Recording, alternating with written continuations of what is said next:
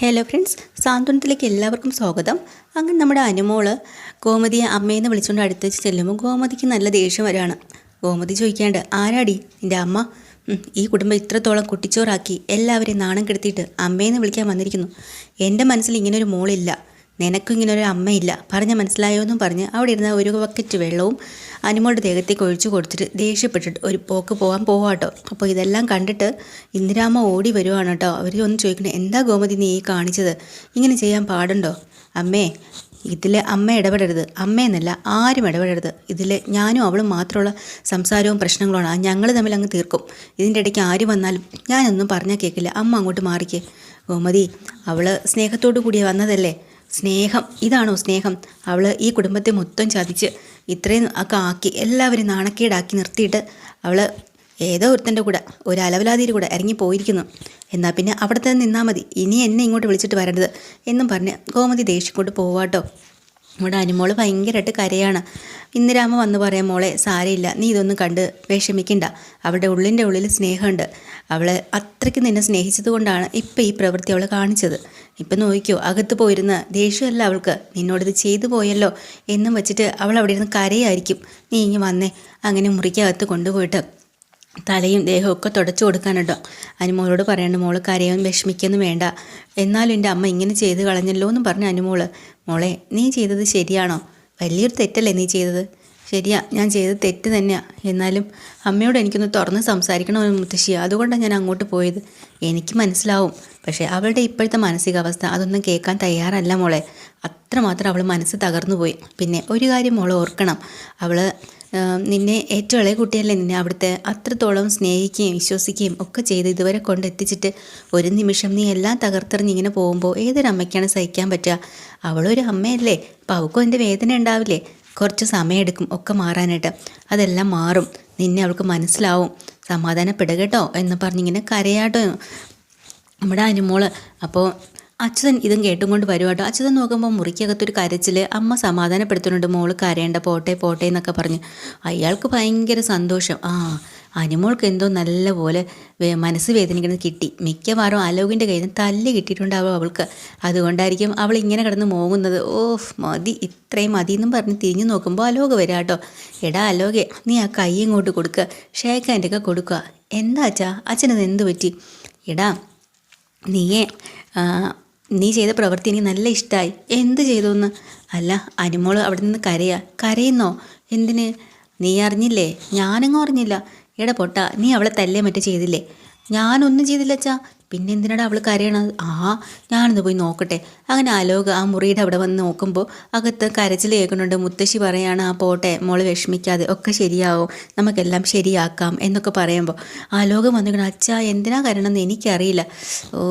നാശം പിടിക്കേ, ഒരു പോട്ടം തന്നെ ഇവൻ, എന്നും പറഞ്ഞുകൊണ്ട് അയാൾ ദേഷ്യം പിടിച്ച് പോവാണ് കേട്ടോ. അങ്ങനെ ഗോമതി സ്റ്റോറിൽ പതിവ് പോലെ തന്നെ ബാലനും ദേവിയും ഒക്കെ ഉണ്ട്.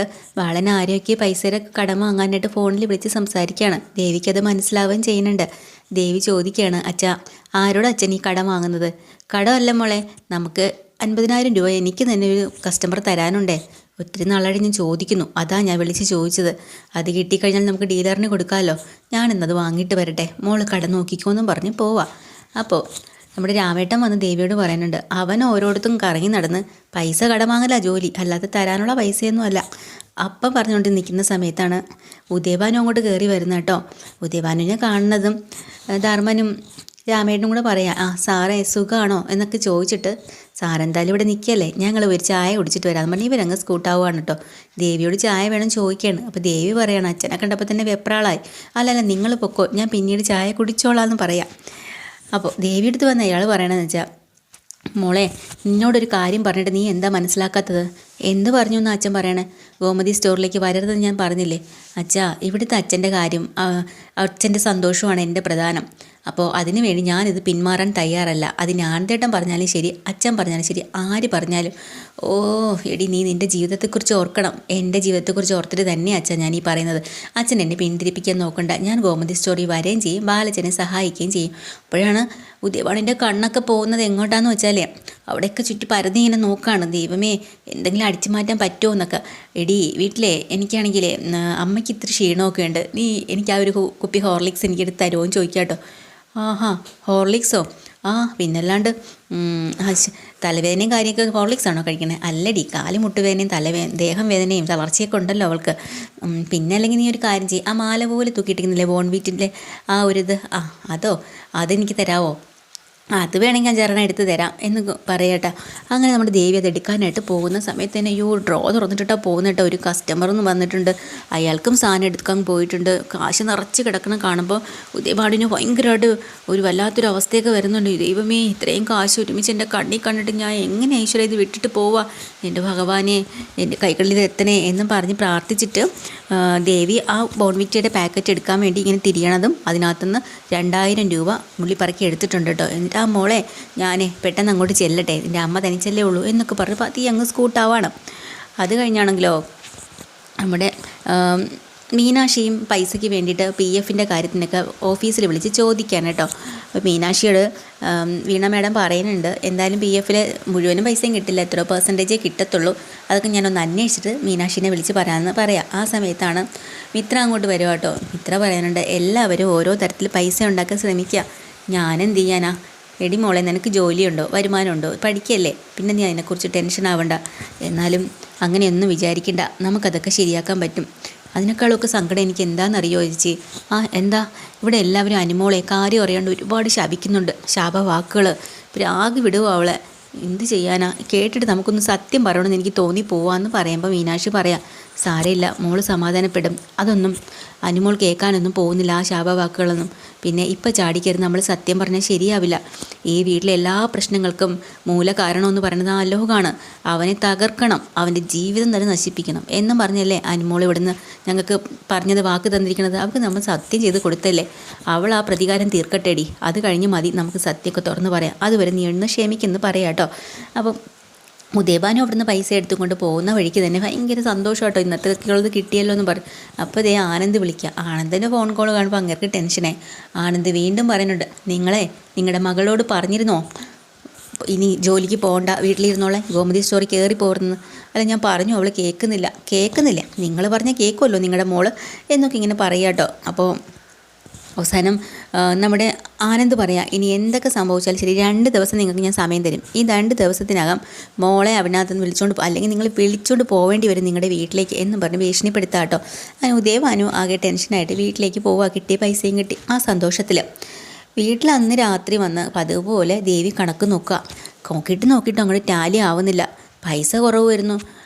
എന്നത്തെയും പോലെ അവിടെ ഊണ് കഴിക്കാൻ എല്ലാവരെയും വിളിക്കുകയാണ് ഗോമതി. വന്ന് ഓരോരുത്തരായിട്ട് ഇരിക്കുന്ന സമയത്ത് ഈ ദേവിയുടെ ഈ വെപ്രാളവും കണക്ക് നോക്കലോ കാണുമ്പോൾ മീനാക്ഷിക്കും ഇത്രയ്ക്കും പതിവ് പോലെ ചിരി വരുമോ കേട്ടോ.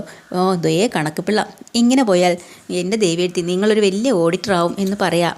അപ്പം ഉടനെ മീനാക്ഷി ഇങ്ങനെ പറയുന്ന സമയത്ത് ദേവി പറഞ്ഞിട്ട്, അതല്ലടി ഒരു 2000 രൂപയുടെ കുറവുണ്ട് അച്ഛാന്ന് പറയും. 2000 രൂപയുടെ കുറവേ ഉള്ളോ? ഞാൻ വിചാരിച്ചു 10-15 ഒക്കെ കുറഞ്ഞിട്ടുണ്ടാവും. അച്ഛാ, ഈ 2000 എന്ന് പറയണത് തന്നെ വലിയ എമൗണ്ട് അല്ലേ? അത് ശരിയാ. അപ്പോൾ ആനന്ദ് വന്നിട്ടുണ്ട്, എല്ലാവരും കഴിക്കുമല്ലേ? അപ്പോൾ ആനന്ദ് ഒരുമാതിരി പുച്ഛിച്ചങ്ങ് തള്ള കേട്ടോ. പിന്നെ വലിയ കണക്ക് പിള്ള വന്നിരിക്കുന്നു. എന്താടാ, നിനക്ക് ഇഷ്ടപ്പെടുന്നില്ലേ അവൾ ജോലിക്ക് വരുന്നതൊന്നും? എടാ, ആത്മാർത്ഥത ഉള്ളവർക്ക് മാത്രമേ ഇങ്ങനെ നോക്കാൻ പറ്റൂ, ആത്മാർത്ഥത ഇല്ലാത്തവരെന്താ ചെയ്യും?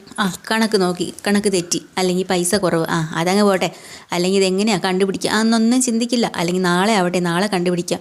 പക്ഷേ ആത്മാർത്ഥത്തോട് ജോലി ചെയ്യുന്നവർ അങ്ങനെയല്ല കേട്ടോ, അവർ ഇരുന്ന് നോക്കും ആ പൈസ എവിടെ പോയി എങ്ങനെ പോയി എന്ന് കണ്ടുപിടിക്കുന്നത് വരെ അവരവിടെ തന്നെ ഉണ്ടാവും. അതാണ് ആത്മാർത്ഥത. ഇപ്പം നിനക്ക് മനസ്സിലായോ? അപ്പോൾ എല്ലാവരുടെയും മുന്നിൽ വെച്ചും ദേവി അച്ഛൻ പൊക്കി പറയാനാണ്. ആനന്ദിന് പിന്നെ ഒന്നും പറയാൻ പറ്റണില്ല കേട്ടോ. ചേച്ചി എന്തായാലും കഴിക്കാൻ വല്ല വിധേനും നമ്മുടെ മീനാക്ഷി ദേവിയെ പിടിച്ച് വലിച്ച് ബുക്കെല്ലാം മാറ്റി വെച്ച് അവിടെ കൊണ്ടിരുത്താം കേട്ടോ. എന്നിട്ടും ദേവിയുടെ മനസ്സിൽ ഈ ചിന്ത, ഈ 2000 എവിടെ പോയി, അച്ഛൻ അടിച്ചുകൊണ്ട് പോയത് അറിയണില്ലല്ലോ. അപ്പോൾ ഇവരെല്ലാവരും കൂടെ പറയുന്നുണ്ട്, കഴിക്കാൻ വന്നിരുന്ന കഴിക്ക്, ഇനി ആ ടെൻഷനൊക്കെ മാറ്റി വയ്ക്കും, നമുക്ക് പിന്നീട് ആ കണക്കെല്ലാം നോക്കാം ദേവി എടുത്തി എന്ന് പറയാം കേട്ടോ. അങ്ങനെ അവർ ഫുഡൊക്കെ കഴിക്കാനിരിക്കുകയാണ്. ഇതേ സമയത്ത് നമ്മുടെ കൃഷ്ണമംഗലത്താണെങ്കിൽ അനുമോള് അമ്മ പെരുമാറിയതൊക്കെ ഓർത്തോർത്ത് സങ്കടപ്പെട്ടിരിക്കുക കേട്ടോ. അപ്പോൾ തന്നെ അലോകിനൊരു സംശയം, ഇവളെന്താ ഇങ്ങനെ ഇരിക്കുന്നത്? ഒരു വിഷം, അല്ലെങ്കിൽ ഇവളിങ്ങനെ അല്ലല്ലോ, പുലിയാണല്ലോ, ഒന്ന് ചോദിച്ചാലോ? അപ്പം എന്താടി നിനക്ക് കുഴപ്പം, നീ എന്താണ് ഇങ്ങനെ ഇരിക്കുന്നതെന്നൊക്കെ ചോദിക്കാട്ടോ, എന്ത് പറ്റിയെന്ന്. അനുമോള് ദേഷ്യത്തോടു കൂടി നമ്മളെ അലോകിനെ ഒന്ന് ചെറഞ്ഞു നോക്കട്ടോ. എന്നാലും അലോകിന് ഒരു ചെറിയ പേടിയൊക്കെ ഉണ്ടല്ലോ, കാരണം കത്തിയും കൊണ്ടാണ് അനുമോൾ നടക്കുന്നത്. അങ്ങനെ അനുമോള് കാര്യം എന്താ അനുമോൾക്ക് സംഭവിച്ചത് എന്താണെന്ന് നമ്മൾ അലോക് അറിയണില്ല. വേറെ എന്തോ പ്രശ്നം കൊണ്ടാണ് അവളിങ്ങനെ ഇരിക്കുകയാണെന്നും പറഞ്ഞുകൊണ്ട് പോയി ചോദിക്കാനൊക്കെ പോവാട്ടോ. ഇതൊക്കെയാണ് എപ്പിസോഡിൽ. ഡീറ്റെയിൽഡ് എപ്പിസോഡ് വീണ്ടും വരാം. ചാനൽ ഇഷ്ടമല്ല ലൈക്ക് ചെയ്യുക, സബ്സ്ക്രൈബ് ചെയ്യുക. താങ്ക്